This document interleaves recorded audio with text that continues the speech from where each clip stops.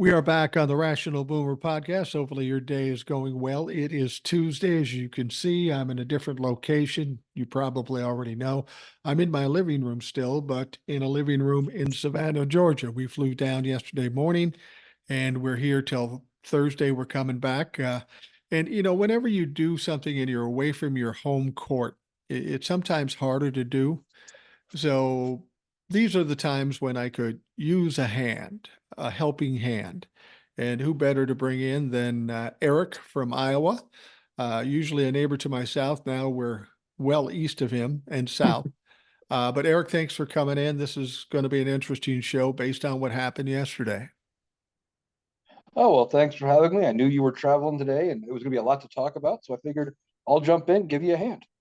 Yeah, so thank you. Thank you for that.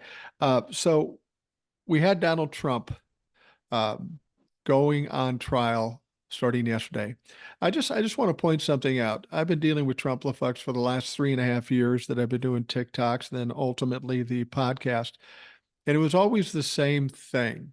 Donald Trump's going to win the 2020 election. He doesn't. Donald Trump will be back in office in August, which he wasn't. Donald Trump will never get indicted, which he was 4 times in 4 jurisdictions. Donald Trump will never go on trial, which he is currently doing. Now, the next thing for them to say, of course, is, well, he'll never get convicted. And that's absolute bullshit. He's going to get convicted in this case. So the point is there's a lot of people who said this would never happen, and here we are. Were you ever questioning whether we'd ever get to this point or not? I wasn't questioning so much if we would get to this point, but when. I Yeah. fully expect us to have a trial. I was hoping it would have been 2 years before now. I was really disappointed in the time frame for what it took us to get him, in front of a jury. But I was really wondering what after he announced his candidacy, if we'd see him in a courtroom before the election. I thought we might have to sit through the trial or sit through the election and then have the trial. But I'm glad we're here. Never any doubt in my mind it was going to happen. I just was doubting the time frame. Yeah, absolutely. Well, now leading up to the trial uh, on Sunday night into Monday morning, Donnie Trump seemed to be freaking out a little bit. He was going to Truth Social a lot and making all kinds of claims and all kinds of threats and clearly violating the gag order. I don't think this was surprising to anybody that Donald Trump will get a little hinky just hours before going to court. Oh no, not surprising to me at all. I mean, you got a guy who's always been able to just run to the media, run to social media, say whatever he wants. He riles up his base and gets a little support going, and people bend to his whims, basically. Yeah. So he keeps going back to what he's always done that's always worked. And unfortunately for him, these are different times. Vastly different times. And that's what I was going to mention. This has got to be really confusing to Donald Trump because all his life, he's never been accountable for anything. He's always gotten out of everything. He continually breaks laws, financial laws that he's gotten away with for decades. Somebody's always been there to bail him out. But now there is no way out. There is nobody to bail him out. And this has got to be utterly confusing to Donald Trump. Plus, he's dumb. So it's definitely Oh yeah, confusing it's to him. definitely confusing. And he's always in since he was president, since he started running for president, he's always been able to throw out the fundraising emails and go, hold rallies or sell something or whatever, or even go to a bank, and get a loan. He's always been able to get money, and now he can't fundraise. He's struck. If he was really fundraising like he wants us to believe, he wouldn't be selling Bibles and tennis shoes Yeah. and hawking stuff, like you would see on QVC. Yeah. He wouldn't be doing that if he had money and could raise money, but he can't. Well, he's definitely in desperation mode at this point. Uh, leading up to this and over the past 4 years or 3.5 years, um, we kept hearing the Trump Levuck saying, "Oh, we're going to have a civil war.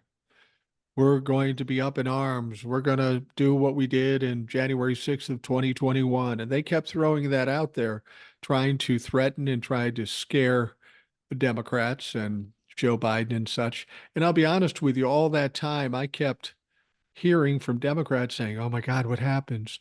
January 6th all over again." And I've always said that's not going to happen because we're in a much, like you say, different time.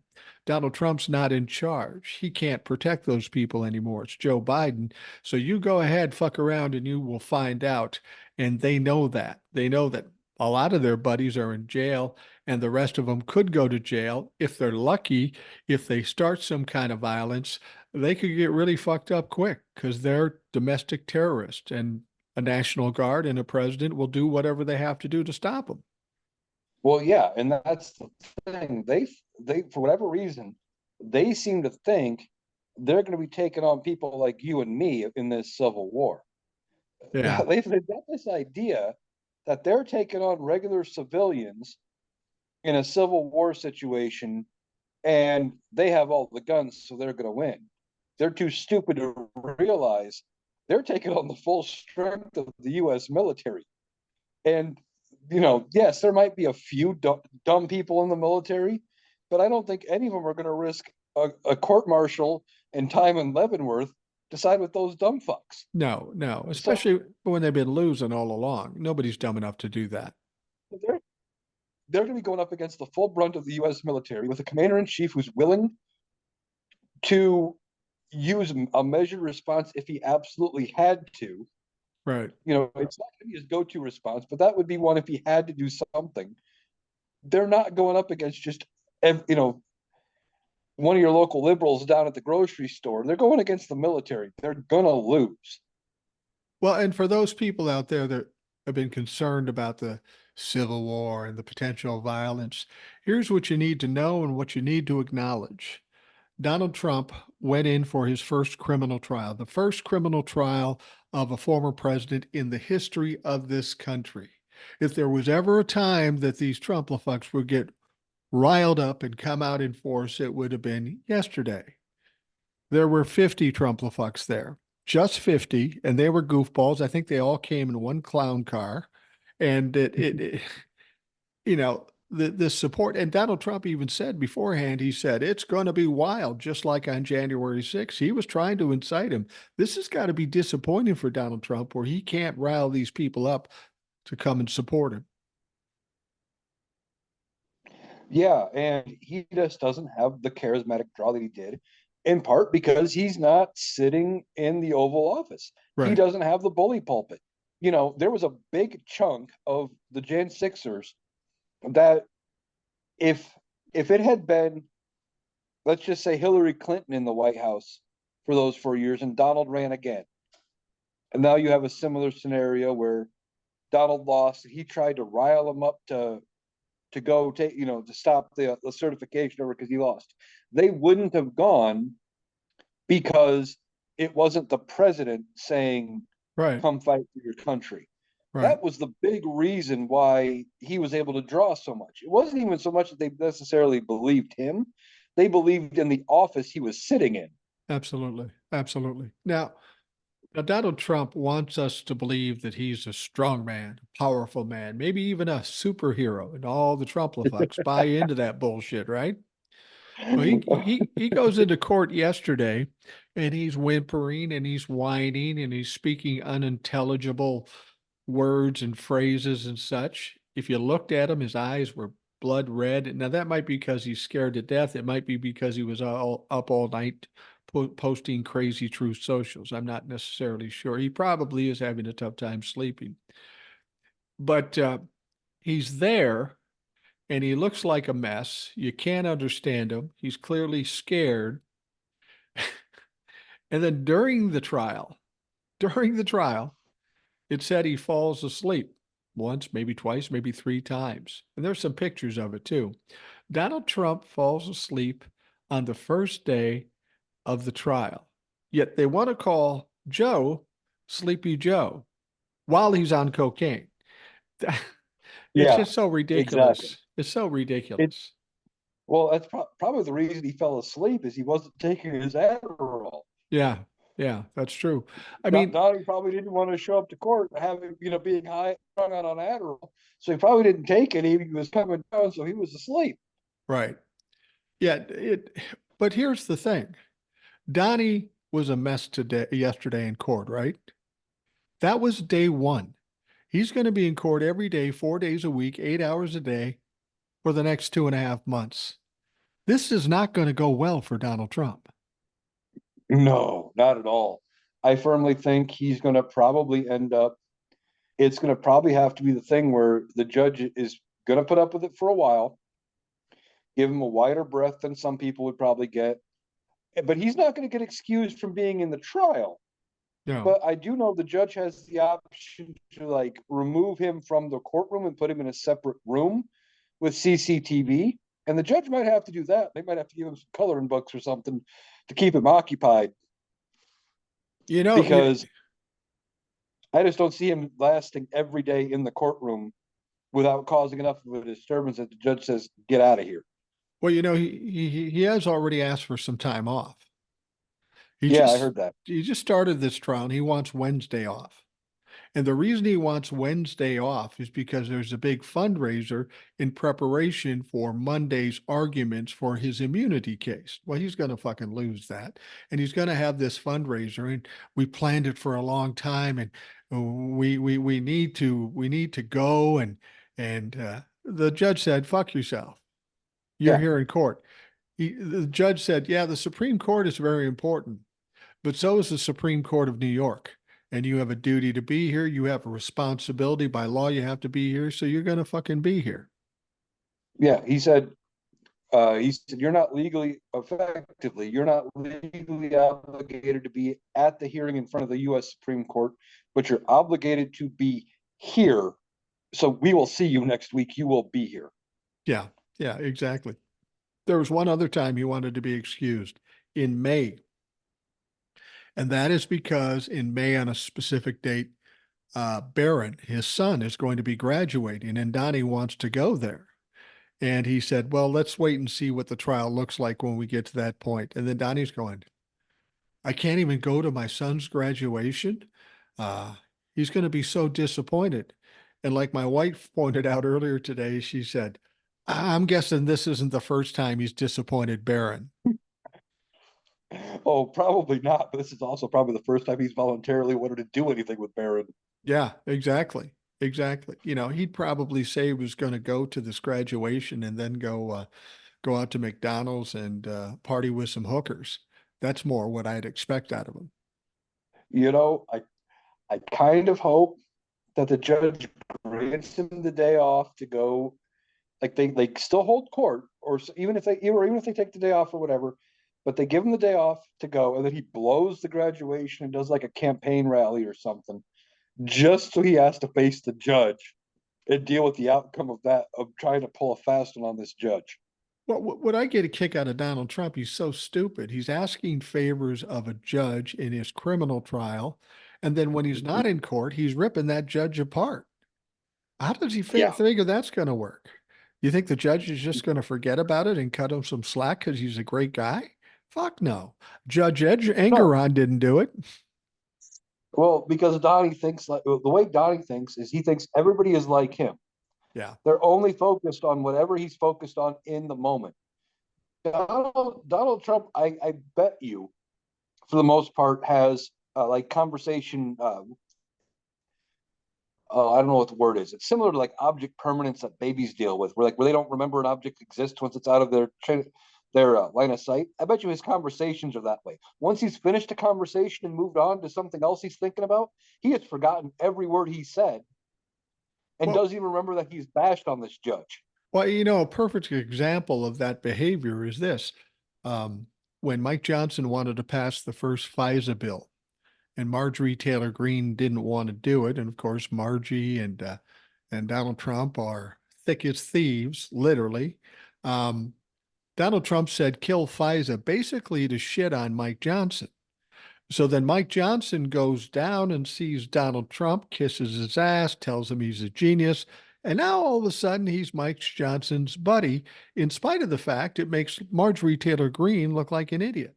That's the thing about Donald Trump, and that may be one of the most dangerous things about him. He's so easily manipulated. If you have somebody with above average intelligence, you quickly find out what it takes to get him on your side. You do it, and it works every time. I don't even think it takes above average intelligence. Like you said, you go down, you kiss his ass a little bit, and you can get him to about do whatever you want. Yeah. Especially, I bet you Mike Johnson went down there and said, paid him a couple of compliments and go, Donnie, people are saying you're a loser for getting us out of this, saying kill FISA. If you want to be considered a winner, you got to get behind me and we'll back this thing and we'll show him how much of a winner you really are. Boom, he's right behind it because Yeah. he's afraid of looking like a loser. You could get out of it in 3, 4 sentences, and you got Donald Trump on your side. It don't take much. No, it doesn't take much at all. And I mean, it gives us a better look at Melania too. Melania, a lot of people cut her slack. She knew exactly what she was getting into. I think she's just as bad as he is, but she's a little smarter than he is, and she's an attractive woman. I bet you she turned Donald Trump inside out whenever she fucking wanted to.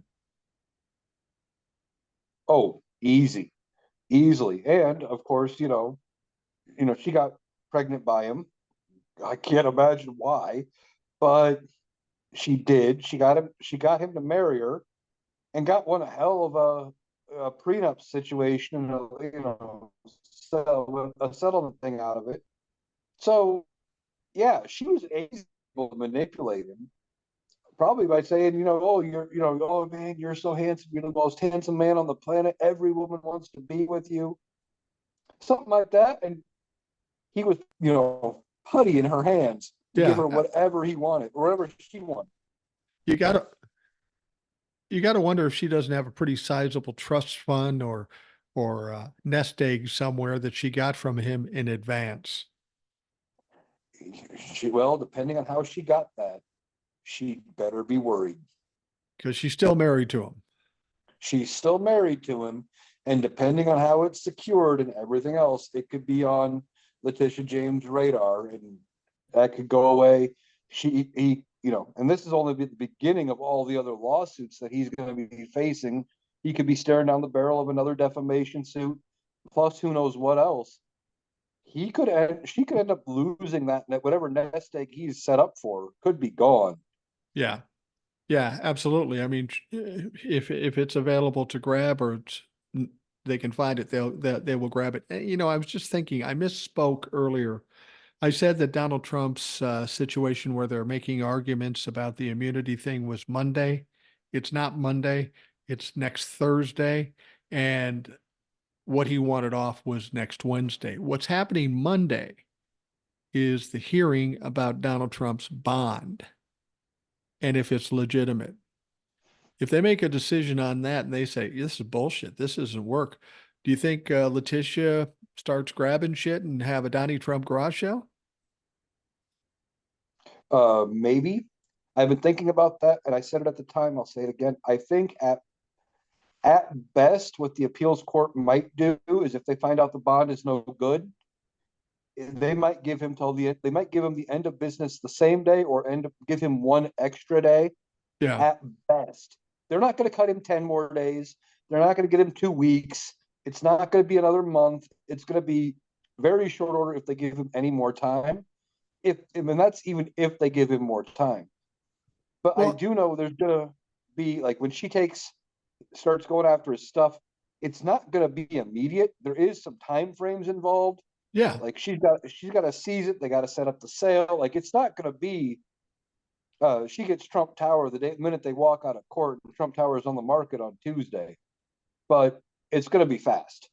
Yeah. I mean, there's a process to this whole thing. I think she has to go through court, a hearing to get it done and all that stuff. But, it really doesn't matter because once it starts, it's going to be hard for him to stop it. I mean, if they give him a day or two or even 2 weeks to get another bond, let's consider this. He had 10 days and the bond he got was the bottom of the barrel and doesn't even really qualify. So if that was his last resort, that doesn't leave many options coming up. No, I think at most they're going to give him, like I said, a day or two, And even if they gave him 3 months, he's not going to be able to come up with any sort of a valid bond. No. He's going to try another stunt like this with another company. Maybe if he could find somebody else dumb enough to try it. Um, but I don't think that they're going to give him another. Like he's not going to get another chance to get a bond. I don't think beyond maybe a day or two. And they might say, well, you fucked around with this. Well, our lowered amount now goes away. You're back up to posting the whole thing. Yeah, that's a distinct possibility too. Because I was saying that I was thinking about that. There's got to be some consideration to the fact that he posted this bond knowingly, him and the bond guy, that they didn't really qualify. They tried to scam this thing. They turned it in without the financial statement. And then when they said, you need the financial statement, they go, oh, whoops, yeah, we'll get you the financial statement. And when the financial statement comes in and it's not enough to cover what he needs to cover for a bond, you know what happened there. They knew that it wasn't going to work. So they thought they'd try to slip one by, which is common for Donald Trump. So you wonder if the court's not going to look at it and say, this fucker tried to scam us. He gets no sway at all. Well, yeah. And on top of it, I had heard, I think this is part of why they were looking at the legitimacy of the bond. I don't know if you heard this too, but I had heard that there wasn't like they didn't have a record of Donald Trump actually giving him anything to secure the bond. Right. And it was just on well, if you have to pay it, I'll pay you back. Trust me, kind of agreement, which again violates New York law, I believe. Yeah, it does. That's not how it works. They got to put the money up. And it kind of goes back to what Letitia James claimed when Donald Trump was trying to make a compromise in owing this money. Letitia James basically said all he's doing is saying, just trust me for it. And you don't trust Donald Trump for it. And that's what this bond seemed to be. What really is supposed to happen is the guy putting up the bond is supposed to have the money and it's there. And if the appeal doesn't make it, that money's gone. And then it's up to the bond guy to get the money from Donald Trump. But that's not how this was going. The guy wasn't putting anything up. He's basically saying, oh, I vouch for Donnie, and Donnie will pay it if he loses. That's bullshit. And that's a sure way to not get any money in the end. In the end, because Donald Trump's notorious for not paying people. And now you got the people, the state of New York, having to fucking run around for the next 10 years trying to get their money. And that's the whole point of having a bond, so you don't have to do that. Right. Well, like I was telling a friend of mine, she was going a friend and coworker. She was like, "Well, I thought what about him only putting up the 175?" I'm like, "Well, this is just a down payment. This doesn't prevent them from going after the difference. This is just a good faith payment to prevent them from seizing everything in the meantime." Right. And you know, a lot of people were confused, and I heard people talking about it that oh well, he only's got to pay the 175, and that's it. No, this just keeps Letitia James at bay from seizing his properties. But they cut him some slack, and then he fucked around, and then they're going to go back at it. And like I said, I just don't see him giving him more than maybe end of business same day, maybe one more day at the best. I would be surprised if it was any more than that. And they're going to say, you fucked around with this. You're lucky if we don't, I don't know if there's any referral for criminal charges that could come out of this. He could be facing another indictment over this bond issue. Absolutely. Absolutely. He could. I mean, he's looking at possible indictments over the True Social stock offering. We can talk about that later. I want to go back to the trial that's at hand, the trial he's in now. He did a lot of violating the gag order, and Judge Marchand hasn't done anything as yet. But I've told people that Judge Marchand is not somebody to be played with. He's a more serious guy, and he's going to be a little tougher on Donnie. And I wanted to read that. This was in, I think it's in Huffington Post regarding this, and it says, Judge Juan Marchand, who is overseeing the case, shared courtroom instructions on Monday, telling Trump that he expects him to be present every day of the trial, which could stretch to 8 weeks.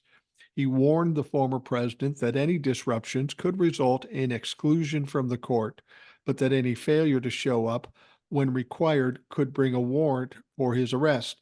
Now, what that means is exclusion from the court. If he just won't shut up, they'll put him in another room with a mute button on his mic. That's what they would do.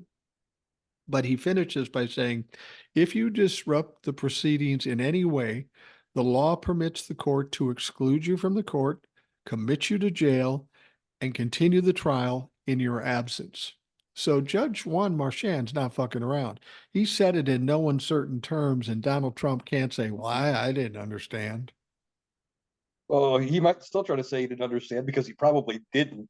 Well, that's But probably true. um, I heard they were trying to get $1,000 a piece for three Truth Social posts that they that he had made, and that was going to be the penalty for him violating the gag order this time. And I don't think that's enough financially. It's been proven that $1,000 fine to Donald Trump isn't much. He doesn't take that seriously, even though he's running out of money. Um, but I think this will be the if it does end up being that low, this will probably be the one warning Judge Marchand is going to give him. And the Yeah. next time it'll either be very significant financial fine or it's going to be okay, you got 24 hours in jail. He's already been fined $5,000 for violating a gag order in the Eugene Carroll case. That didn't do anything to stop him. I think the whole point of having a gag order is to get him to shut up and stop spewing his bullshit. $5,000 isn't going to do it. $1,000 isn't going to do it. Hopefully, you're right that he's saying, okay, it's $1,000 a pop, but that's your one chance. Second chance isn't going to be a chance because you're going to go to jail or you're going to be locked up in a room by yourself. I hope he's ready to be that serious about holding Donald Trump accountable because, to be honest with you, with Judge Engeron and all of this, if you're not going to enforce the gag rule, why waste your time fucking doing it? Well, the gag order, in my opinion, it's the same thing as what you or I would be expected to do if we were on trial. Like this is the norm. The only thing the gag order really is it is them laying it out in very specific instructions to Donald Trump that hey, you can't do this. You or I would know better, and we wouldn't do it anyway. Right. But you're right, having it and enforcing it is another thing. And I think Judge Marchand, out of everything we're seeing, he's going to probably enforce this. Like I said, I don't. He's already came out today. He did put off issuing any sort of ruling on the first thing. He's like, look, we got a lot of jurors to get through. They had 96 to start today. Um, he's like, let's get through that first. And then I don't remember what date he put for a hearing on this, but he set a date for a hearing on whether they're going to fight him or jail him. But then he came out and, like you said, they read him the riot act of what they can do to him. And I think that's what's going to happen. I think Judge Marchand's going to sit there and say, no, we're done. You can't keep violating this. I'm not just going to keep giving you a slap on the wrist fine. Well, I think the important thing to understand about what happened today was historic uh, by him going on trial today. They're trying to pick a jury, this jury selection. Like you said, maybe they saw 96 people, but when they started the case, there was all this little bullshit that Donald Trump's lawyers were trying to bring in as evidence, doing anything to delay the time because that's Donald Trump's way. You're going to have to go through it anyway, but if they can delay it 2 minutes or 2 hours or 2 weeks, they're going to give it a try. But but the judge even became a little frustrated at that point. He said, "Look, we got a lot of people we've got to talk to. We've got 500 jurors we've got to interview, and we're fucking around with this stuff. This has to stop. Let's get down to business." So they keep trying to do the delays, even if they're minuscule. And I think the judge has just had enough of this shit. He knows the game. He understands what's going on, and he's just had enough. He doesn't want his courtroom to become a circus. Exactly. That's why I think out of all the judges we've seen so far, I think he's going to be the one to most tightly reel in Donald Trump. I think the next best bet would be probably Tanya Chutkin out of DC. And the only reason I would say I would put Judge Marchand ahead of Tanya at this point is because we're in we're in the trial now, Right. whereas her case has been taken out of her hands. She can't do anything with it right now. So she's kind of at a standstill where he can do whatever, it's his responsibility to maintain order. in his courtroom, and he's going to do it. Right. Well, you know, it's interesting. Correct me if I'm wrong here. I just heard it in passing on one of the media outlets. Two things happened. Well, one thing happened and one thing didn't happen. First of all the people they talked to, 50 potential jurors said, yeah, you can't put me in there because I'd be too prejudiced in this particular situation. I'm not the guy to put in there. I already have a decision on this. Now it was funny. My wife said to me, she said, "Well, you think they were Trump humpers or people who were against Donald Trump?" I said, "Think about what you're saying. You think the Trump humpers are going to come in and say they're too biased? No, in fact, they're going to keep their mouth shut and try to get on the jury to do something. These are all people that know what they know about Donald Trump. We know people in New York hate him anyway, especially in the Manhattan district. But they didn't seat one juror yesterday, not one. They spent the whole day and they didn't get one juror." Well, I know they talked to, I know once they weeded out, like you said, the first 50 that all left, and there might have been a couple of Trump humpers in that first 50. And I only say that because one of the things they get told is, if you lie during this thing and we find out, you can do some jail time. And the Trump humpers are scared of jail time, Yeah, they are. you know. So a couple of them might have weeded themselves out already. But once they got down, I heard they had interviewed actual 9 people that they got into questioning. I know they eliminated 4 or 5 of them, I think, but the ones I think the 4 or 5 they didn't that they didn't eliminate, they haven't confirmed as jurors yet, but they also haven't excluded them. Okay. Okay. It's Well, the way I heard it. Now I could be wrong, well, but I heard that you they probably might know still better be than up in I. the air. You I don't know. That's the probably, way I heard it described. yeah, you probably know that better than I because I didn't dig deep. I was on a plane driving and shit, so I wasn't as close to it as I normally would be. But the important thing is they've got to find 12 jurors. Now, when they did the criminal case against the Trump organization, it took a week to get 12 jurors. People think this is going to be longer, so they're thinking maybe 2 weeks. But trust me, if Donald Trump and his lawyers can find a way to fuck around and not piss off the judge enough, they will delay this as long as they can. I don't know what they hope to gain by doing that. The trial's started, so um, they're going to have to deal with it ultimately. Uh, I think what they're trying to gain is, like you said, any sort of a delay. They also want to put in any sort of a doubt as far as what they could do with, well, there was an issue with jury selection, so we get a new trial. Um, grounds for an appeal. Right. Um, and they're actually looking for 18 jurors. Oh, are they really? 18.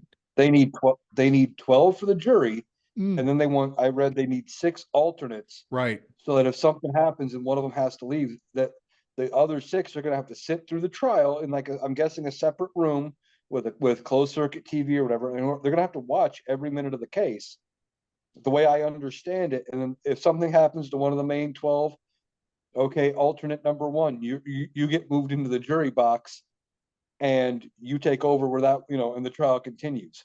Right. Because they need to be up to speed. You Yeah. can't put a new juror in and say, "Oh, let's take 5 days and bring him up to speed." He or she needs to be up to speed immediately. And you know what? In this particular case, it wouldn't be surprising if we saw something like that. And I'll tell you why, because people people get greedy. And we're talking about one of the biggest trials you're going to run into in history. You're going to have the media and you're going to have other people coming up and they're going to be talking about shit to the wrong people. So it's conceivable we will see some people booted from this jury at some point. It's possible. I'm also fully expecting them to sequester the jury Ooh, and put them up in a. I'm fully expecting it, um, and I fully think they'll be put up in a hotel room somewhere very close. Basically under lock and key every night. No media, no cell phone, no talking to the outside world, because the judge isn't gonna, and the prosecutor, they're not gonna want to run the risk of this jury being tampered with. It's hard enough to get the first jury seated. if they have to toss this thing because of jury tampering and start over, they're going to have a ridiculous time on their hands. I don't think Judge Marchand wants to have that happen. No, he does. That's one thing people always say to me, and I just don't see this happening. Well, what if a Trump humper gets on and they get a hung jury, then Donald Trump gets away? Not really. I mean, even if they got a hung jury, I don't think that's going to happen, and because of the concerns about perjury and all that stuff.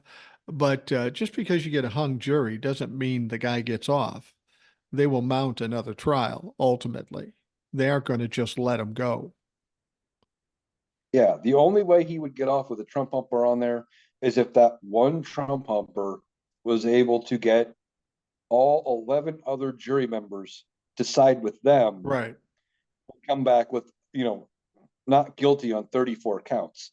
I don't see it happening. And I think even the most ardent Trump humper, with when you're talking 34 different charges, would probably come back with guilty on at least one. Yeah. I think the odds are there.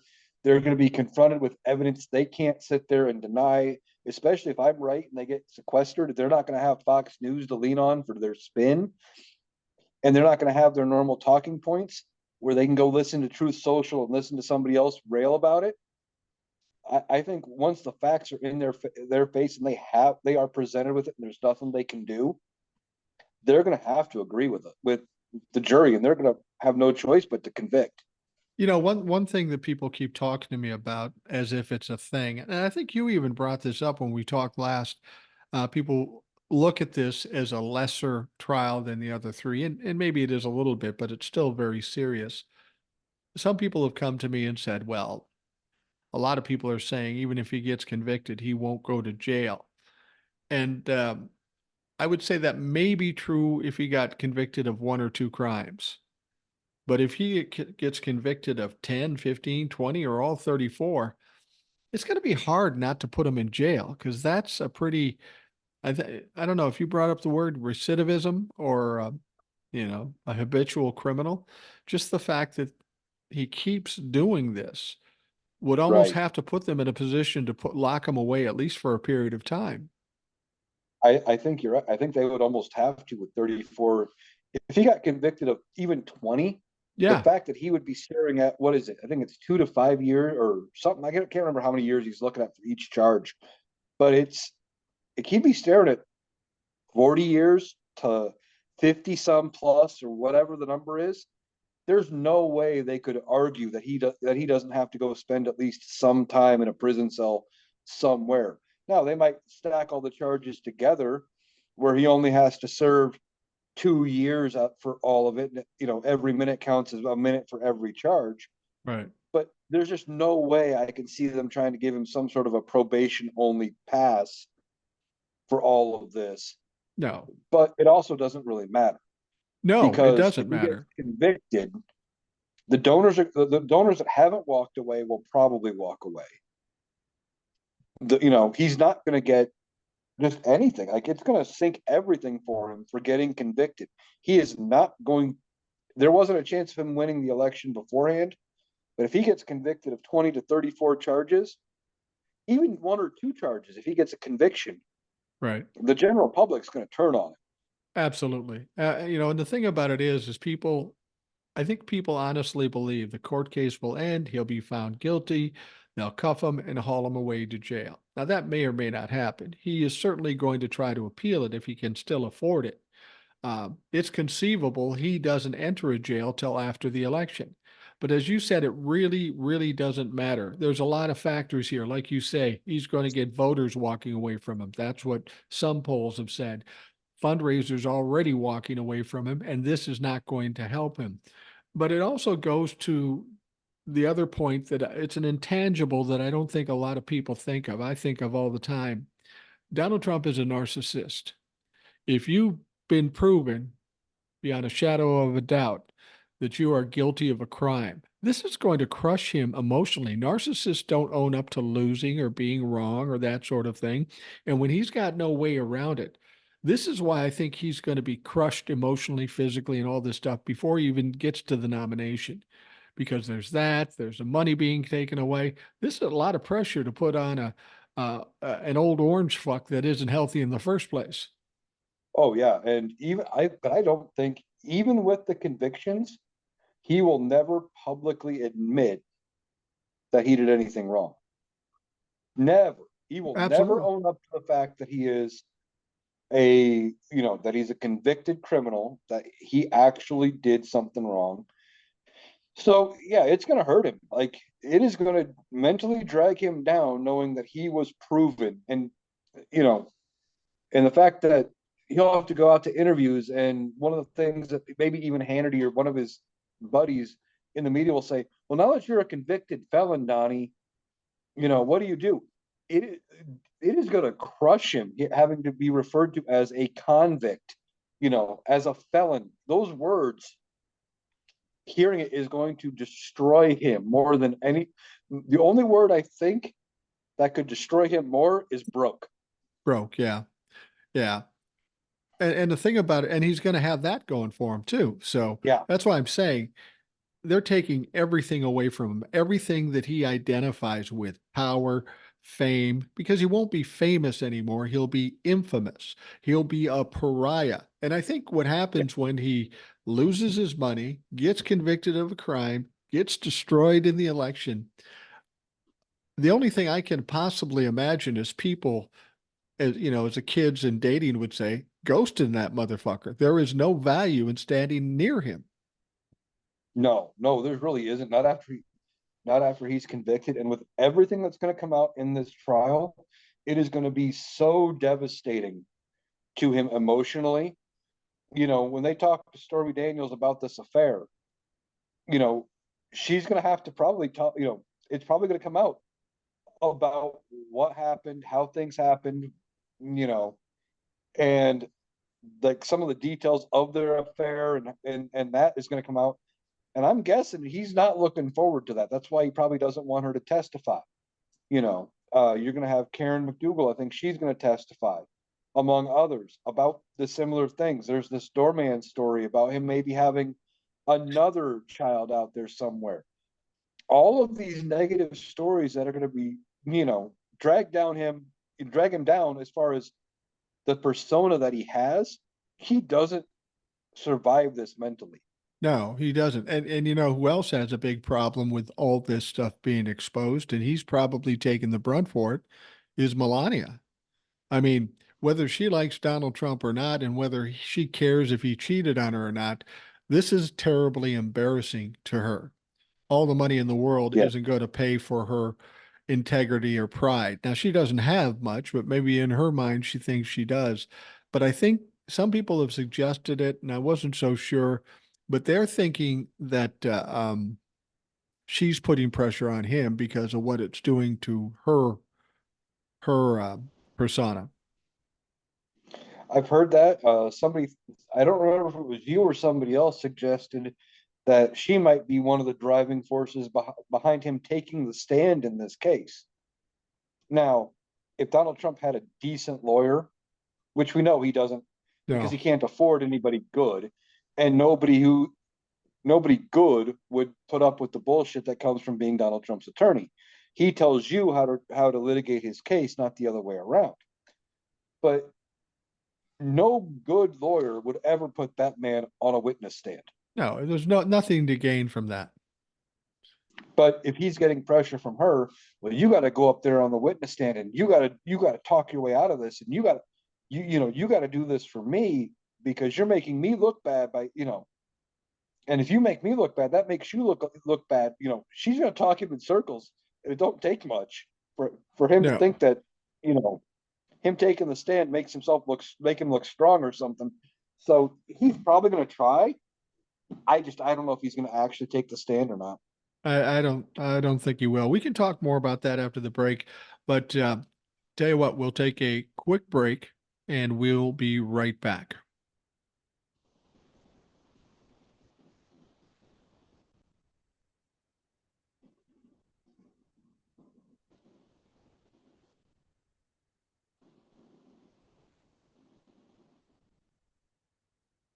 We're back on the Rational Boomer podcast. Eric from Iowa, a listener, is back on the show. He's on frequently, and it's good to get some perspective from Iowa and from a younger man than I. You can only take so much shit and listen to so much shit from an old guy sitting in his living room. So I appreciate the uh, the other perception coming to the podcast. Now, we were talking about, just before we took that break, we were talking about the prospect of Donald Trump testifying. Now, in normal cases, as you said, nobody in their right mind would allow Donald Trump to testify.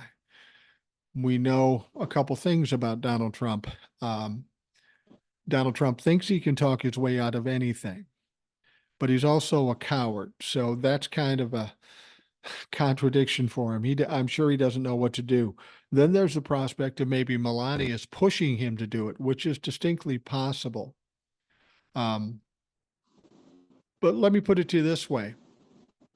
What does Donald Trump have to lose by testifying? He's going to lose the case anyway. He has no choice. What does he have to lose by testifying? Well, he's got the potential for perjury. True. Because he can't keep his mouth shut.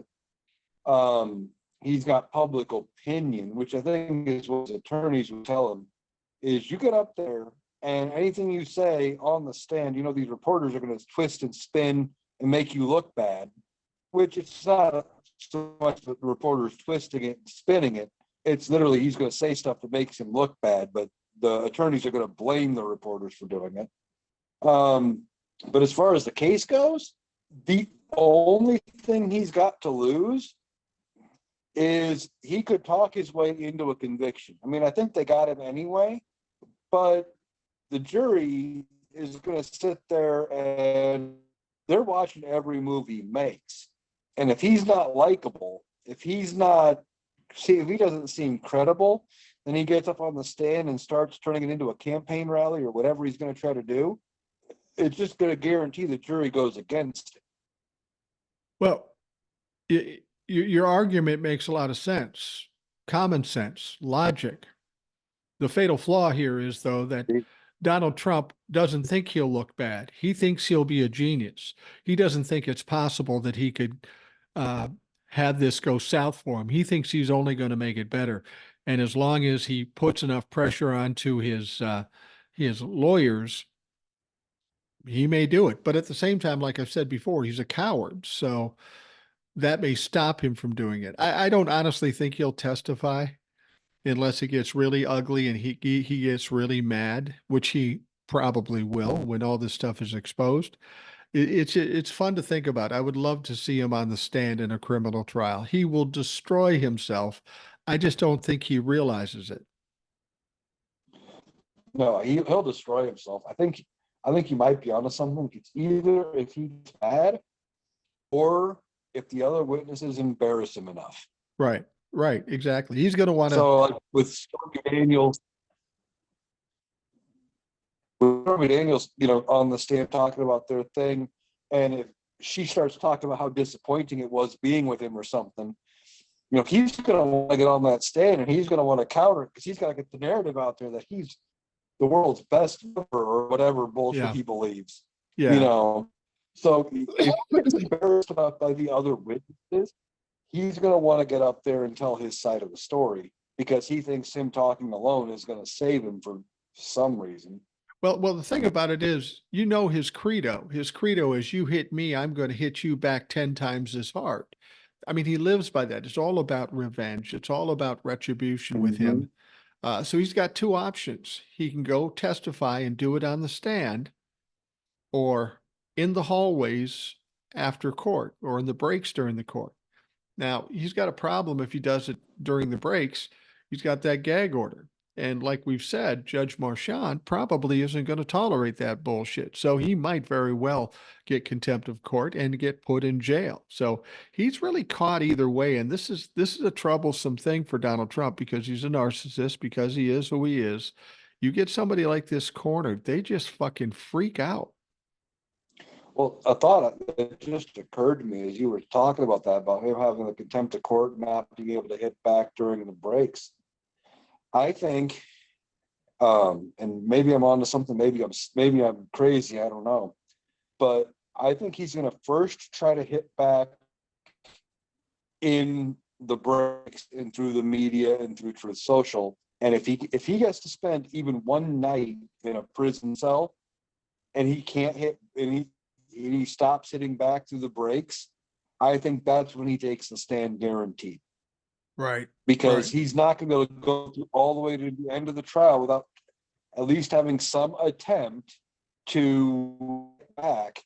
And he's terrified of being in a prison cell. So even one night in prison would probably stop him from hitting back during the breaks. And then I think that's when he would try to testify. But if he does take the stand, I think it's only a matter of time till Judge Marchand says, "Nope, you're out of here. You're done. Yeah.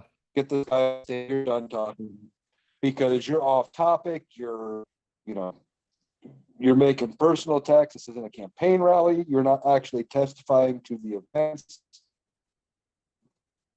I I don't think he's going to get days and days to say whatever he wants. no, no, I don't think so either. I'm looking forward to him finally becoming to the point. He's already cornered. There's no way out. I'm waiting for that moment in time when he realizes it because of how he will react. And people say, how do you know he's going to act crazy? And as I've said, I had a father who was a narcissist. He'd rant and rave, go off the deep end. He'd make threats. He'd say horrible things about his own kids. And I know what this experience looks like because when I was about 17 years old, I played football, I wrestled, I was in really good shape. I thought I was fucking immortal and could kick anybody's ass. And my dad was he was somebody I was always afraid of because he was always bigger than me and always yelling and stuff. But there was one point I might have had a couple of beers and my dad may have had a couple of whiskeys and he started off on me. And he's standing there, and I walked up nose to him. I go, "What the fuck are you going to do? Because I can kick your ass right now, and I would be just give me a reason to kick your ass." And he starts sputtering and spitting, and he did what he always did, or what narcissists and cowards do. He backed off, and then at Yeah. that point, you know what he did? He never confronted me about anything. He confronted my mom to have her confront me. That's the true essence of a coward. In this case, I don't know if he's going to realize, I don't think he will realize he is screwed and until the moment the jury comes back with that guilty verdict. You might be right about that. I I wouldn't be think surprised. he is going to believe until they come back with that guilty verdict and they read guilty on even one charge, like you're going to see his face drop Yeah. because he is going to believe they could be deliberating for 5 minutes, they could be deliberating for 5 months. He wouldn't care. He would believe no matter what comes out, it's going to be not guilty on all 34 counts until the moment that first guilty gets read. Right. Well, it goes back to what we've said before about him. He always delays things because in his mind, he believes given enough time, it'll all be all right. He'll be saved from it. And he thinks that because that's always been the case. So if I'm not saved yet, give it a couple more months and then I'll be saved. He believes that in his mind. He's that fucking delusional. But you're right. When that moment comes and he's found guilty and they say you're going to jail, that is going to freak him the fuck out. He isn't going to know how to respond to that. No, and by that point, it's too late. I mean, there is a good chance and I realize we're talking about, I don't want to say victimless crimes, but we're talking blue collar business fraud crimes. We're not talking, this isn't like he went down and robbed the corner store at gunpoint. You No. know, these are what they call victimless crimes, sort of, that, they may not hold him in prison right away for it, but look what they did with Alan Weisselberg. And it was, oh, court case over, you're in cuffs, you're out the door. He could get that same treatment. He could be held. And, that would be the end of Donald Trump immediately. I think, as far as being a public figure, the minute they haul him off to prison, that's the last we hear of Donald Trump, except for maybe, some blurbs about him appealing when he gets his appeals. or keeling over Yeah. on an overdose of Adderall. I mean, some people say, well, maybe he'll commit suicide. Donald Trump will never commit suicide. Narcissists, they'll kill somebody else before they kill themselves. They think they're the greatest people in the world. Why would they want to do that? But you're absolutely right about that. Donald, people say, I hope he gets 20 years. I don't care if he gets 6 months. Because, like you say, the moment he goes in that jail or prison, and if he's there 6 months, a year and a half, he's just fucking done. He can't come back from that because he can't do what he did with like the election. He can't come out of the election, lose the election, and say, no, I actually won. You can't say I wasn't guilty and I didn't go to jail because everybody knows he did. So he is going to be absolutely petrified to face anybody because, like I say, they're cowards. Yeah. And on top of it, his base, they're not going to be able to walk away from all of this like they have been before, because this is getting covered on Fox. And I don't think they're in, Fox Newsmax and whatever. I don't think they're going to be spinning this as much as they used to.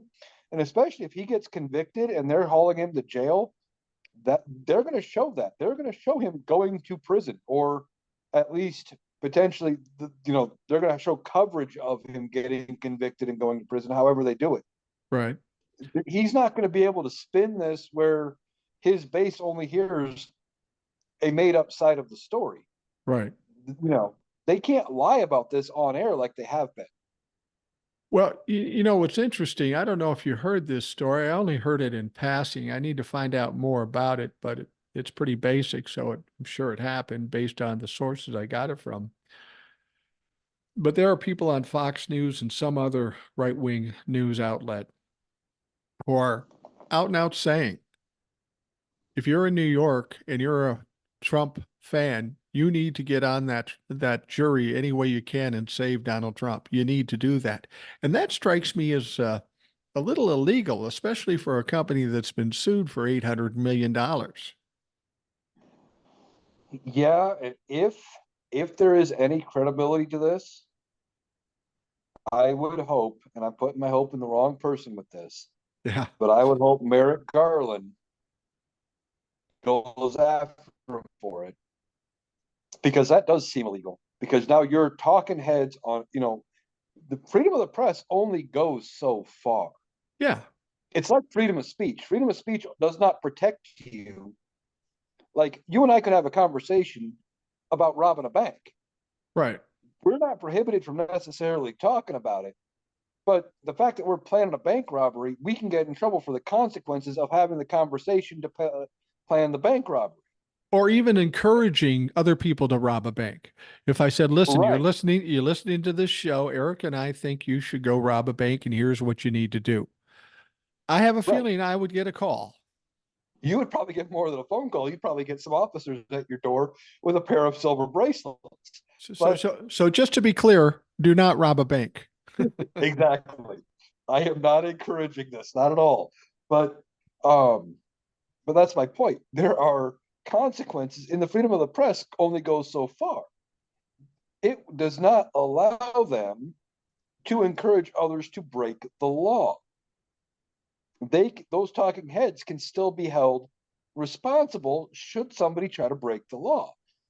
So I'm hoping, if that is actually illegal, that maybe they do something about it. Maybe they come out with it. Maybe there's a lawsuit. I don't know. I don't know how far they push it, but something's got to happen, because we can't we can't have news organizations, encouraging people to break the law. I wanted to ask you something, and it's appropriate now. We want to remind folks that Eric is now on TikTok. He's the analytical Iowan, and I recommend that you go check out his TikToks. Very informative. You know he knows his shit because he's been on the podcast many times. But the analytical Iowan, check it out on TikTok. It's got a great page, and you definitely want to listen to it. But what I wonder now that you're on TikTok and you're getting Trumplafucks coming to your page, much like I am, I'm getting a sense that they're starting to get desperate. They're starting to lose Yeah. confidence. They're not as strong as they were. They'll come in and say, "Oh, Eric's bald or Mike's old and ugly." They'll say stuff like that, but they'll just do it quickly, or they'll say Trump 2024. They're really coming off as weak motherfuckers. Yeah, I've had a few of those already. I blocked them, of course, delete the comment. Right? Good And idea. then I had one that I actually turned into I deleted the comment, but I turned it into a video. This guy Block came to them my before you page. do that. Block them before Huh? you do that. Oh, I did. Okay. I didn't use the comment. I didn't, have the comment above my head or anything. I just mentioned the That's a comment. better way to do it. Yeah. Um, and the whole reason I mentioned it was he came to me basically wanted me to provide all of the evidence against Donald Trump for this thing. And if I couldn't provide the evidence, well, clearly he did nothing wrong. And Yeah. I said, my whole point of the TikTok was, I'm not on the prosecution team. I don't have that evidence. A lot of that has not been made public yet. That's going to come out in this trial. So asking me for the evidence to prove Donald Trump is guilty makes no sense. But it's all Well, these people have. well, and the thing about it is, you know who did see the evidence and knows the evidence? Donald Trump. Well, no, the grand jury that decided he should be indicted. Somebody Yeah, knew the them too. evidence and it was strong enough to get him indicted. So shut the fuck. I get people coming to my page all the time. I don't, I'm not the kind of guy that I don't know why, maybe because I'm loud and in people's faces. I don't get death threats and that sort of stuff. I get all kinds of horrible things said to me and it really doesn't matter. But I had a first yesterday. I was going through some of DMs on TikTok. And one guy came in and said, "Oh, you're a scumbag. Your family's a scumbag. You don't know what you're talking about. And you better watch out after November. RNC is getting serious about there and they're going to come and sue your ass off." And I'm thinking to myself, please do. Because as much as you sue me, that'll blow this fucking podcast and my TikTok up. Please do sue me. But but that strikes to me as desperation. That's ridiculous. Here's a guy on TikTok with 2 followers, and he's coming to threaten me with the RNC. I got to think if the RNC was in his pocket, he might have a little stronger account. Yeah, exactly. But these people, they have nothing. But as you talked about with HVAC Jeff and some of the other Trumplefucks that come on your page wanting to debate and this and that, they do it because they want to use your platform to Right, grow. right. And a few of the people that I've had to block already, yeah, they had a few more followers than me, but none of them were over 3 or 4 thousand Yeah, tops. yeah. And that's rare. For Yeah, me, from my standpoint, I don't see many with more than 100 or 200. And yeah, I've seen a you lot of know, those too. and don't get me wrong, I'm not shaming people for how many followers they have. I had 0 followers at one point. I have friends that have less followers than me. I know people with more followers. It isn't about how many followers you have. Uh, it's about the message you're doing and how it's impacting people. Uh, Frankly, if I was talking to 20 people a day and having an impact, I'd be happy with that as opposed to having a bunch of people. It doesn't really matter. I'm not going to shame somebody for how many followers. I mean, you have a lot less followers than I do, but you just started. Fuck. You may end up with Exactly. 10 times more followers than I am, and Maybe. that doesn't make you better or worse or anything like that. So the point is these guys just seem to come out of nowhere, start an account, get a couple of followers, and then they come and attack people like you or me or Hawk or whoever as if we're supposed to take them seriously. Exactly. And I don't attack anybody on their side of the aisle. I just block them. Like I said, I've turned a couple of them into some content that I've made for myself, but I don't take any of them seriously. I wouldn't if the RNC itself had a TikTok page and they came to my thing and tried to start something. I wouldn't take them seriously. I'd block them and move on. Early on TikTok, there was a page for Donald Trump Jr. I took so much pride in this because I was just starting in TikTok. I had a few thousand followers or whatever.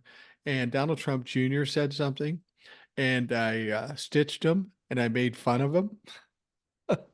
And I had so few followers at the point, I could the moment I did that, within hours, I got some comment from Donald Trump's page. I don't Donald Trump Jr.'s page. I don't know if it was him, and then they blocked me immediately.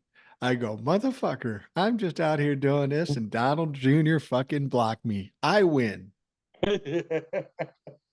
Exactly. But no, they're desperate. Like the Trump-a-fucks are desperate. Um, I haven't seen nearly the Trump stuff around my area. Really? I still see a few hats and stuff. Um, and but I don't see that much.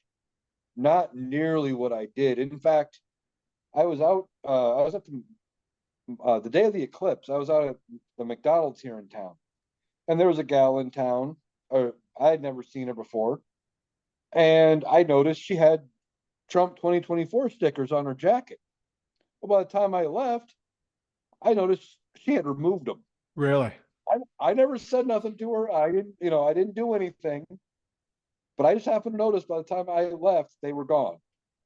And the thing about it is that I'm curious as to what's going to happen. I'm interested to see what you think.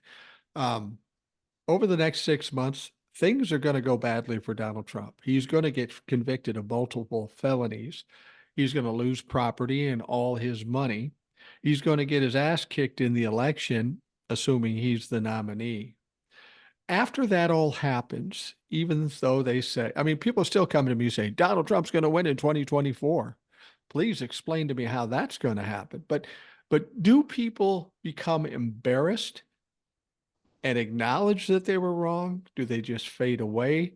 Or do they stand strong, double down, and triple down? I think we'll get different kinds of behavior from different kinds of people. But what do you think is going to happen when they finally get exposed for being absolutely fucking wrong? I think I mentioned this on one of the other times I was on the podcast. I think it's going to be a lot similar to some of the old time members of the KKK. They're going to go back underground. They're going to put their stuff in the closet. They may say some stuff occasionally out in public, but they're going to go back underground and they're going to hide. And then when they finally pass on, their kids and grandkids are going to go through the house, find all this Trump stuff, and go, "Oh my God, Yeah. grandpa or grandma or great grandpa and grandma were into this stuff."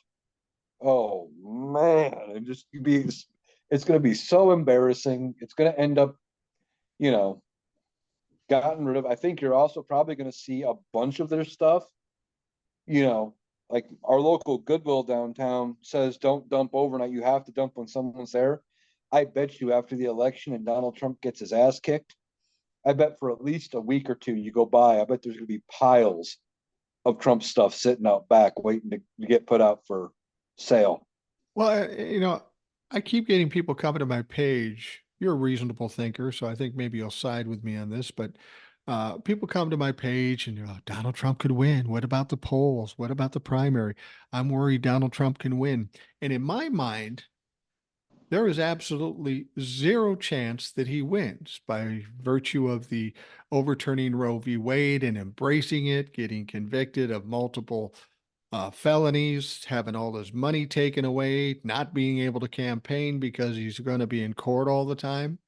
I mean, there were things in my past when candidates had a lot less going against them and they had no chance. I don't see one path for him to win the presidency because there's nothing positive working in his favor. I'm going to disagree with you just slightly. God damn it. No, go ahead. uh, I don't think there's any path for Donald Trump to win on his own. There's nothing he can say or do at this point that will change the trajectory of the election in his favor. The only way Donald Trump wins is if you get a bunch of dumbass Democrats and left leaning people who get a hair up their ass to go against Joe Biden and vote third party. They vote for Green Party. They for whatever reason vote for RFK Jr., write in Bernie, who knows.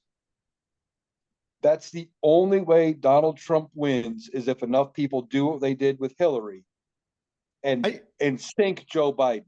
Yeah, I understand the premise of what you're saying, and people will say that, well, if we get that third party, he could lose. First of all, RFK Jr. is going to be more appealing to Republicans for two reasons. He's anti-vaxxer, he's a conspiracy theorist, and Donald Trump will be so egregious that they'll want another option and still vote for their ideology. I think the turnout in 2024 is going to be even bigger than we saw in 2020. And that was fucking huge.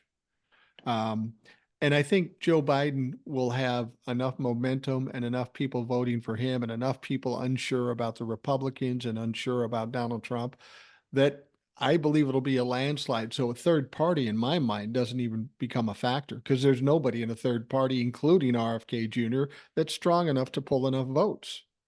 No, I mean, I agree with you. I'm saying unless you see unless you see something like what happened in 2016, where in a bunch of the states you found a whole bunch of the Bernie bros that Yeah. went from voting for Bernie Sanders in the primary and chose to vote for Donald Trump, or that they would vote that they would not vote for Joe Biden for whatever reason and vote, write somebody else in, write down Mickey Mouse, leave that spot blank, but vote for every other spot on the ballot or whatever.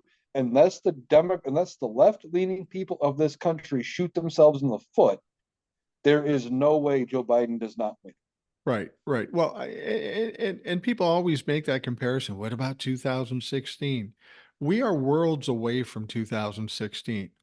I'd agree. In 2016, people were tired of the establishment politics, so they wanted an option. Donald Trump was the only option. Not even Bernie was there. He was the only option. They voted for him thinking to themselves, how fucking bad could it be? Well, we fucked around and found out how bad it can be. And here's my point. There could be people who do that, but don't you think, at least with the Democrats who did that, don't you think they fucking learned a lesson? And now we're dealing with our democracy hanging by a thread. There's a lot more to lose in 2024 than we ever even imagined in 2016. Oh, I agree. And I don't think it's even a very high chance of that happening, of No. them sinking Joe Biden. I'm just saying, out of all the possibilities, that's the only possible way I can see to Donald Trump winning in 2024, is if the Democrats basically hand it to him on a silver platter. There would have to be enough Democrats that for whatever reason sunk themselves and shot themselves in the foot to hand it to him. I don't see it happening, but that's his only path forward. He can't win. He can't win any other way. Well, if we have any Trumplafucks listening right now, now you've got a bunch of, after hearing what you said, these Trumplafucks are now all in unison quoting Jim Carrey from Dumb and Dumber saying, so you're saying we have a chance? No, you don't have a chance. One in a million. Oh, I think 1 in a million is probably being generous. But the only reason I bring it up is I want to make sure the left leaning voters realize that even if you disagree with Joe Biden, this is our system is not set up for a third party right now. No. There could be an option for a third party in the next presidential election because the Republicans could be fucked. But this election is not the one for a third party. I mean, we haven't had a serious third party candidate since what, was it 1918, 1916, something like that, Yeah, it with was Teddy Roosevelt, Roosevelt. I think Bull he was Moose the last Party.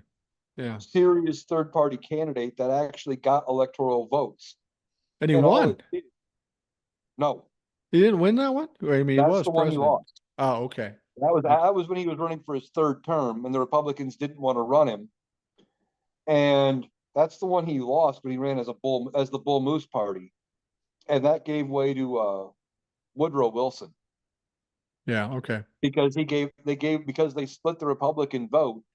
They should have, if they would have combined their votes easily, they would have won. But because they split the party, they gave the election to the Democrat. Well, it's interesting. You brought up 2016, and I said we're worlds away from 2016. There is no comparisons with Donald Trump or whoever is running against Donald Trump. There's just no comparisons. But now we have to look at, and now that we have this trial going on currently, think about what this trial is about.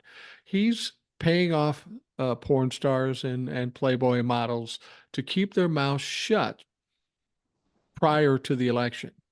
They don't want that information to get out because he feels it might hurt his chances in the election.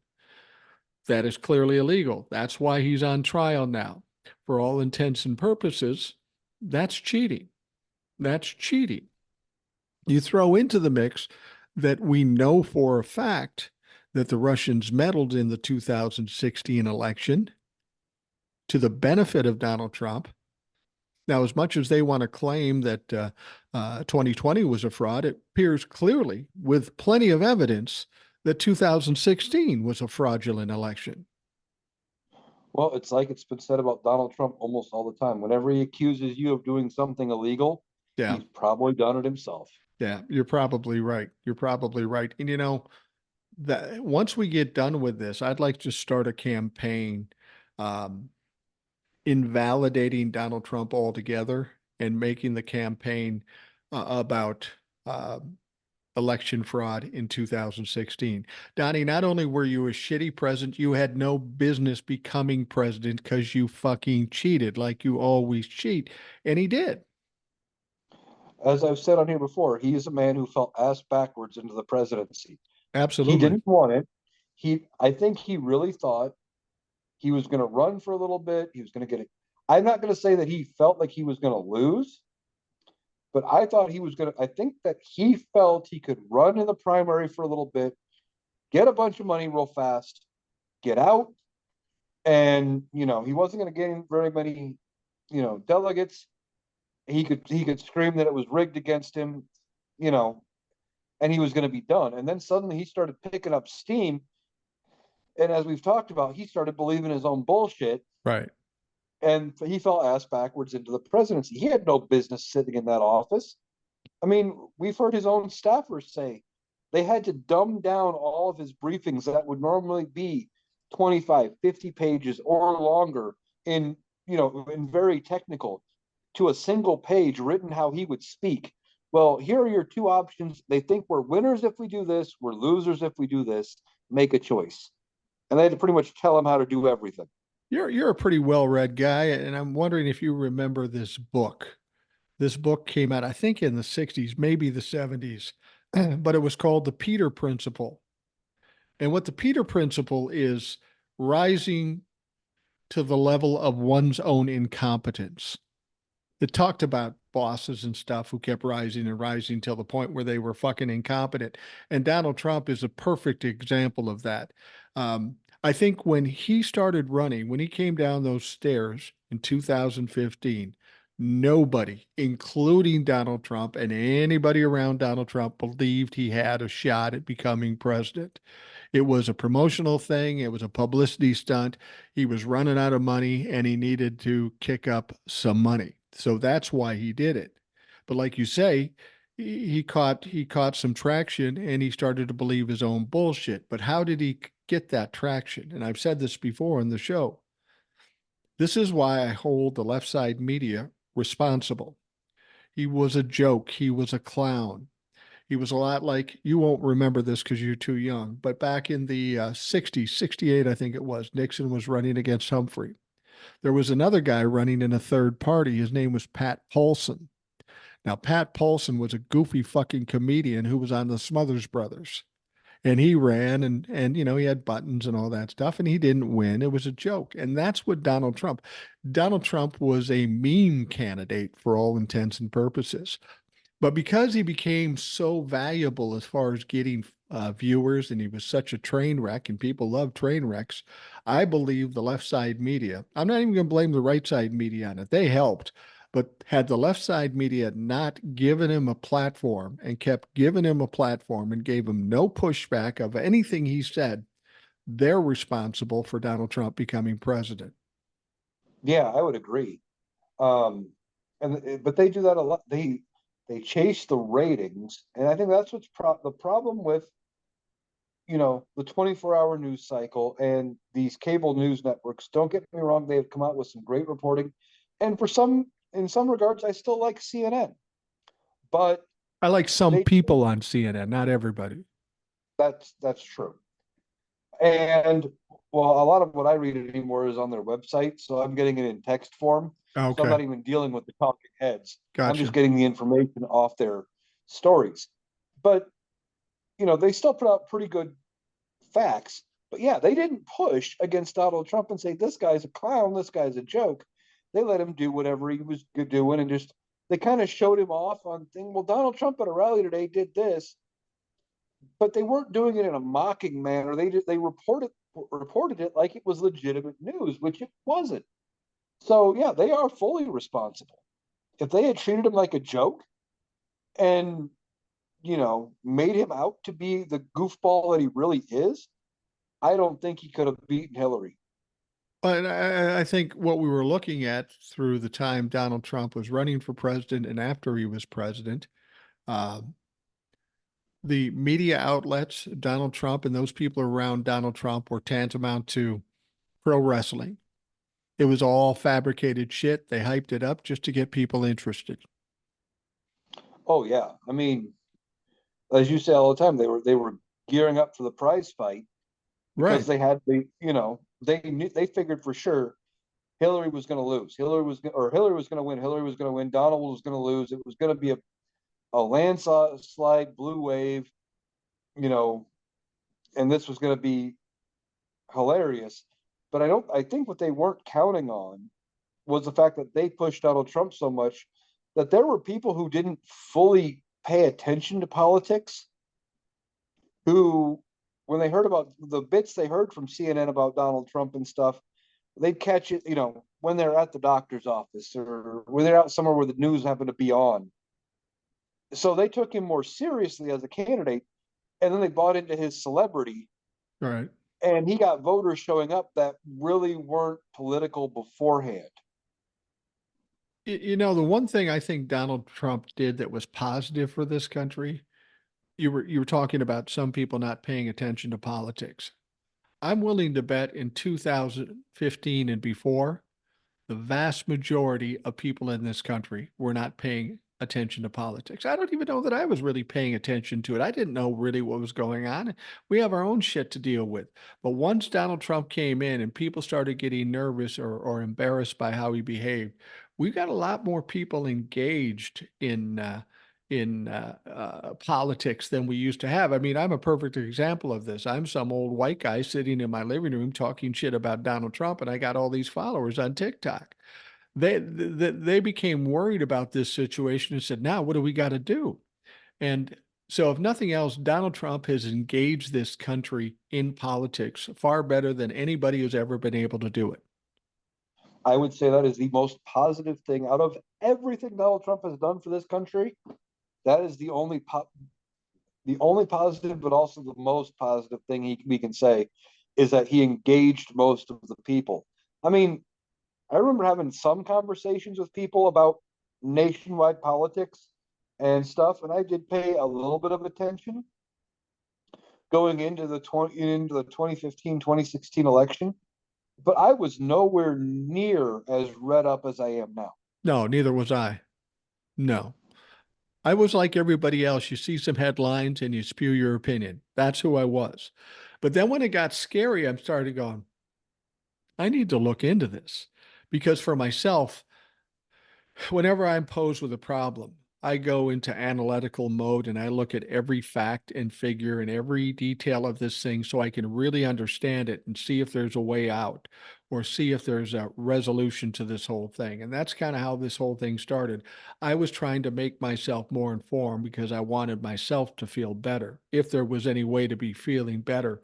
And then I decided to spew it on TikTok and in the podcast. And thankfully, other people found some value in it. But prior to that, I had opinions about Republicans and Democrats, but I didn't know shit. Yeah, and I'm just thinking as you were talking there, back to how I was in 2015 and before.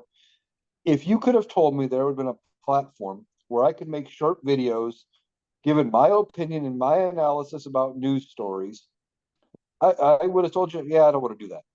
I wouldn't have thought twice about doing it. And if you would have told me that, I'd be a regular guest on a political podcast where we talk for an hour, hour and a half, and I'm, a routine guest, I would have thought you were crazy back then. I mean, Yeah. I had, as you said, you read the story, you might read the entire article, you come up with an opinion based off one news article, and that's it. You moved on. And he brought more people engaging with politics than before. And I think I hate to say it, it's the best thing Donald Trump could have done for us. Yeah, absolutely. When I started doing TikTok, I watched TikToks for 3 months. I knew I wanted to do it. I was retired, so I had no restrictions against me, no one really to talk shit. At first, when I was looking at it, even though I had strong feelings about politics, I wanted to do a podcast ultimately. And there's a lot of things I could talk about, a lot of topics I could talk about, but I wasn't sure what to do. What's going to get people interested? What's going to people participate? Then one day, something really upset me about what was going on in politics, and I went on and made a comment with no plan to make this my focal point. But I did it once or twice, or maybe three times, and it started to take off. I go, I guess I found my niche. This is what I'm going to talk about. And you made a point, and I'll give you this bit of advice, only because it worked for me. You talked about the uh, the media chasing viewers, right? That's one of the problems with people on TikTok and people in podcasts. They're chasing viewers or listeners, and it's impossible to second guess what people will like. So the best thing I felt like I could do is just do what I do, let the chips fall where they may, and see what happens. All you can do is be true to yourself, be authentic, and see if it takes. That's all you can really do. And that's what the media should be doing. Give the facts and let the chips fall where they may. Unfortunately, not everybody in the media is willing to do that. They put on their little dog and pony show just to wire people up. Yeah, that's what I'm so far trying to do. That's why I don't do clips of Donald Trump. I haven't figured out how to do this, the green screen stitching thing yet.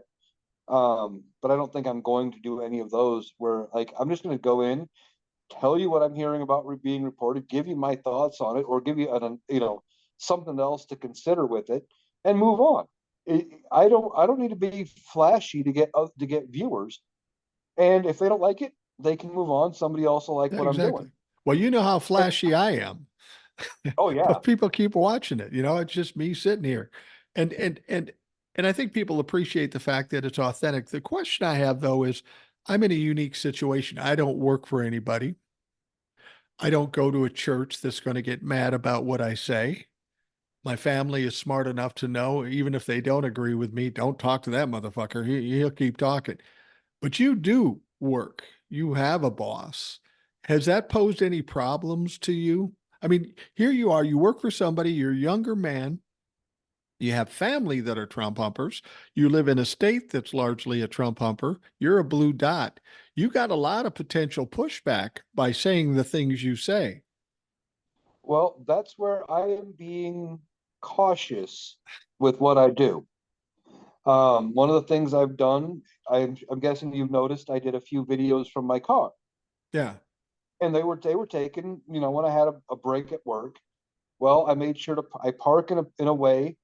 One of the other creators I follow on TikTok, he goes by Jose Monkey, Yep. and he does a lot of videos showing how very little information you can find somebody. So I make sure my videos I'm always angled in a way there's nothing unique, nothing distinctive, nothing where you can pinpoint where I'm at. I brought an extra shirt with me the other day, threw it in my car, threw it over the shirt I had for work because it's a uniform shirt, you know, so that way you can't tie me to a company. Even though I'm doing it on my own time, I'm not going to wear the company logo. I'm not doing any of that. And so far, there hasn't been an issue. I don't think you're going Um, to run into an issue because people, well, first of all, at this point, you've tripled your audience, but you're still not at that point where you're going to get a lot of people coming at you yet. That day will come. But I don't want to bum you out here. I don't want to bum you out here. I understand you being careful on TikTok. but you're on the podcast and everybody knows you're Eric in Iowa. I'm just saying, be careful of that too. Yeah, but even so, I'm not representing any company logos. I mean, you got two walls behind me. I'm not showing any place. Right. I mean, it's going to be harder to track me down to a company, and I'm doing that. I'm being careful to make sure I don't have like my employer's building is not in any of the shots of anything I do. Right. Things like that. I'm not going to put their logo out there, and I don't see it being a problem because, and I'm not talking about anything that has to do with them at all. Even if one of the news stories I want to cover, if I look at it and I go, oh well, this could directly be related to my employer, I will not cover that story. Well, and That way, there's no tie back. I will tell you this. Obviously, I'm not cautious at all. I do whatever the fuck I do, and I say the things. But if you watch Eric's videos, they're different than mine. You're telling the story and you're giving your input. You're not calling somebody a motherfucking piece of shit like I would do. You're pretty straightforward and you're not really calling out anybody. You're just stating the facts. So it would be harder for somebody to say, I mean, if I worked for somebody, somebody would be coming to my door saying, in my office and say, listen, motherfucker, you got to cool it. What would happen if you had a boss say, I don't like what your opinions, you got to stop or you're going to get fired? What would you do in that situation? I don't honestly know. I like what I'm doing right now. I like who I work for. I do have options out there where I could potentially find another job. It might be the thing where I put the TikToks on a back burner for a while, Right. You got and to pay then the bills. I move on. My resume is pretty good. I've had other companies approach me. Um, Weirdly enough, some of the ones that have approached me, they've come back with some of the most ridiculous restrictions for some of the worst pay. Yeah. But and I'm not going to put the particular company on blast, but the one I would have about a 40 half hour, 45-minute drive every day to work. They only wanted to give me about $18 an hour. Wow. They told me absolutely 0% chance of overtime, but I had to be available. It was like a half hour or an hour before the store opened, half an hour to an hour before the store closed. Every day they were open, I had to have that open ability for the job. And I go, well, there's the place I'm currently working for. I would like to keep doing that because it's pretty good money and it's very flexible as far as the hours I work, and I could make it work if you give me a little bit of leeway. And they basically said, well, you can kick rocks if you want to do that. You have to have this completely open availability to work for us. I'm like, I'm not giving up the job I currently have for barely $2 more an hour. Yeah. Not worth it. So I didn't take it. But the fact is, they reached out to me. I didn't reach out to them. Well, yeah. So You, I think I would eventually I would just put the TikToks on a back burner if they absolutely came to me and said, knock it off or else. And I would wait it out, find something better, move on to where I have that option. So you know, that's you're, also why I'm being very careful. Part of the reason I'm not calling people out just yet is I think it's probably going to come. I'm yeah. just I'm still getting my feet under me as far as doing the Yeah. TikToks and getting them worded and getting them out there. So eventually, I probably am going to start doing just like you do, calling people out, calling Dirty Diaper Don, you dumb motherfucker, and going with it. But for now, I'm just putting the information out there and giving people things to think about. You know, Um, the company you were talking about that was trying to hire you sounds like they have another position that you might be better for, and they could obviously use. They could use a decent fucking recruiter. They're trying to entice you and romance you to work with them, and they and they say, "Yeah, we're going to give you this money, and you can't do this, and you can't do that. They're your total restrictions." How do they expect to get anybody to work for them if they come approach people in this day and age when unemployment's so low? yeah, I have no idea. The only thing that one of the reasons I did hear them out is when they sent me a link before I even had the in-person interview was to their benefits package. And I will say it had one of the best insurance packages I have seen in a very long time as far as health insurance goes. But even that wasn't enough for me to put up with the restrictions that they had on everything else. But one of the things people have to understand is when you're working for somebody and you feel comfortable in a job, you feel like you're appreciated, you like the people you work with, that is sometimes way more important than a few dollars an hour more or even benefits because you got to live there essentially. You spend a large part of your life there. And if you fucking hate it, it doesn't matter what they're paying you. Oh yeah. Um, and right now, I had spent a number of my years working in different management positions, and the place I'm currently at right now, I am, pretty much one of the lowest employees on the totem pole. I have no responsibility right now, and I love that. I like taking that break away from being in charge. Now we're talking about changing that, and that's probably going to change. But for now, the fact that I have no responsibilities, I'm getting paid halfway decent, and I don't have anybody blowing up my phone. You know, the minute I clock out, I go home. I don't hear about it or think about work till I get up to go to work the very next day. Yeah, there's a huge value in that. In my lifetime, I've been in a management position a time or two, and I absolutely fucking hated it. I just want to go do my shit, do a good job, and go home. And if you're in management, everybody else's problems now become your problems, and you don't get paid enough to take that fucking on. Yeah, I know. I remember being in management for a company 10 years ago now, 10 plus years ago. And I was on a family vacation. I was in Southern Illinois, down by St. Louis, but on the Illinois side. Right. And I'm getting calls to deal with personnel issues for people that were on my crew that I was supposed to be managing. And it's like, guys, I am, 12 hours away from home. What do you want me to do from here? There is nothing I can do from here. There are other managers in the building. Take it up with one of them, figure it out, or if it's that big of a deal, take it to somebody else, or wait till I get back and let me deal with it then.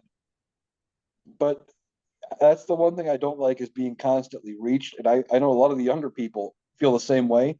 They're putting that hard boundary of, well, you're only paying me from 9 to 5. You only get me from 9 to 5. And they Right. won't answer work calls after hours, and things like that. And I think business is going to change because of that. I think so too. I think anytime you have to count on somebody else for your livelihood, it always causes problems. I mean, that's largely why I do the podcast the way did it. I would have preferred to have an ongoing uh, co-host because it's much easier to do something like we're doing here now. But I knew once I did that, can they show up when I want to show up? Are they going to do it every day? Are we going to get along with shit? We don't get along with shit, then what happens? So I said, nah, I'm just going to do it myself. And then coming up with the idea of having listeners on, that ended up being a great idea. And it's not a new idea. It's basically a variation on what I did when I was younger. I was producing call-in talk shows. You'd have a bunch of listeners call in and talk, and they were great. I love call-in talk shows. So this is like a call-in talk show, but I have the benefit of smart people coming on the show, making me look good and making the show more entertaining. But if I had a co-host, it would be a daily co-host. It would be a pain in the ass. Yeah, and I see exactly what you're saying. You'd have to, unless they were, somebody that was relatively close to you, where you could get together every day and you could talk about things every day. Even somebody like me who has the time every night to do the podcast, having me as a daily co-host, you would struggle with it if you were just starting out because you wouldn't know what to fall back on Yeah. if I Yeah. couldn't make it one day. So I get exactly what you're saying. Yeah, it's always that's why I would never work in management again after I did a couple of times. I just want to do my shit and I want to go. I don't mind working with people. I just don't like counting on people because Yeah. they have different work ethics, they have different ideas, they have different egos, and I got my share of ego too. It's not thinking that I'm the absolute best, but I have a real problem with people coming to me when they're dumber than me and telling me what I need to do. I don't listen to that shit. Yeah, I deal with that sometimes, and that bothers me, especially when it's, you know, uh, we had something where we had a corporate guy in several steps above myself, and had taught me this new procedure. Well, then we had other people coming in basically saying, and we were told we were going to take over this procedure from now on. Right. And I'm doing my best to teach everybody else the things I was taught because he couldn't be there, all day.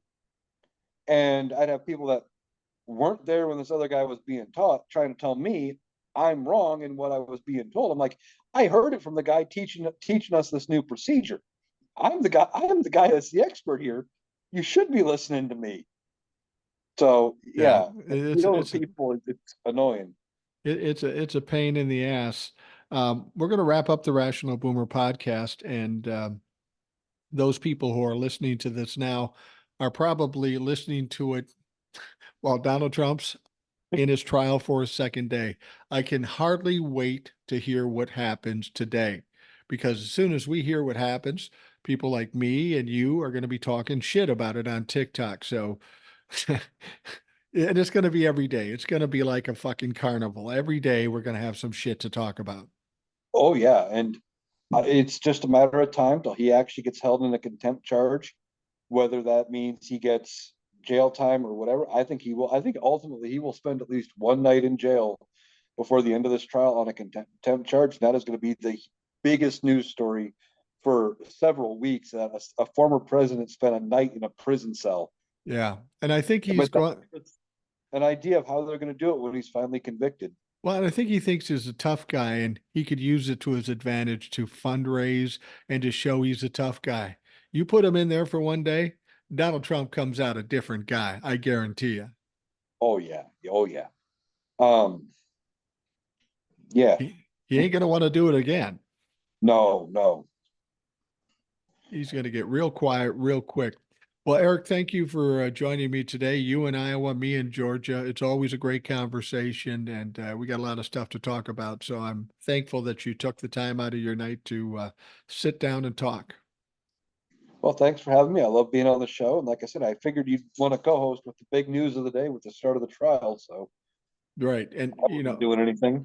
and the fact of the matter is I'm a lazy bastard. So anytime I can make it easier on me, I'm fucking in. All right. For those people listening, thank you for taking the time out of your day to do that. I hope you have a great day. And of course, we'll talk to you again tomorrow.